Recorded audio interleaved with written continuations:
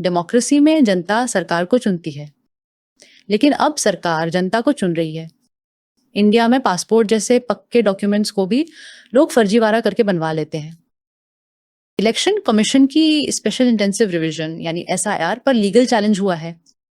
कानून के हिसाब से सिर्फ होम मिनिस्ट्री और फॉरेनर्स ट्रिब्यूनल्स डिसाइड कर सकते हैं कि कौन फॉरेनर है। एक बड़ी ही अजीब सी बात है। इलेक्शन कमीशन कहता है कि क्योंकि सिर्फ सिटीजन्स ही वोट कर सकते हैं, इसलिए इलेक्शन कमीशन को ऑटोमेटिकली सिटीजनशिप चेक करने की पावर मिल जाती है।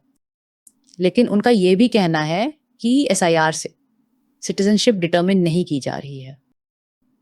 इस टेक्निकल बहस के पीछे एक गहरा पॉलिटिकल और फिलोसॉफिकल सवाल है कि रेजिडेंट्स और सिटीजन्स कौन है।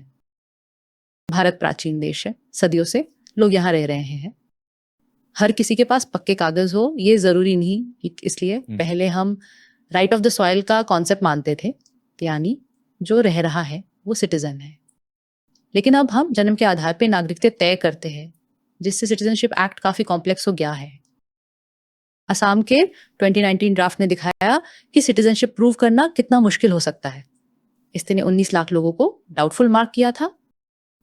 असम की बीजेपी सरकार ने ड्राफ्ट लिस्ट को रिजेक्ट किया क्योंकि अपनी नागरिकता साबित न कर पाने के कारण इस लिस्ट में बहुत सारे हिंदू थे।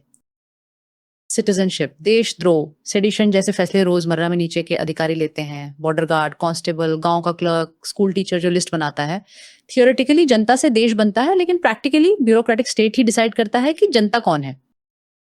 सिटीजनशिप एक्ट और उससे जुड़े रूल्स के अनुसार सभी रेजिडेंट्स के लिए नेशनल पॉपुलेशन रजिस्टर बनाया जाए। इसमें एक नेशनल रजिस्टर ऑफ सिटीजन्स का भी प्रोविजन है, जिसके बेसिस पर नेशनल आइडेंटिटी कार्ड इश्यू किया जाएगा, जो सिटीजनशिप का पक्का प्रूफ होगा। आज की लॉ के हिसाब से जब सिटीजनशिप पर सवाल उठता है तो प्रूफ देने की जिम्मेदारी आदमी पर होती है, स्टेट पर नहीं। 2010 सेंसस के साथ एनपीआर का डेटा लिया गया, 2015 में अपडेट हुआ, 119 करोड़ रेजिडेंट्स कवर हुए, लेकिन आगे सेंसस से इसका लिंक क्लियर नहीं है। एडिटोरियल आखिर में कहता है कि वोटिंग राइट्स और सिटीजनशिप को जरूर तय करना चाहिए, पर इसे कौन तय करेगा और एक निष्पक्ष प्रक्रिया कैसे बनाई जाए, असली सवाल यही है।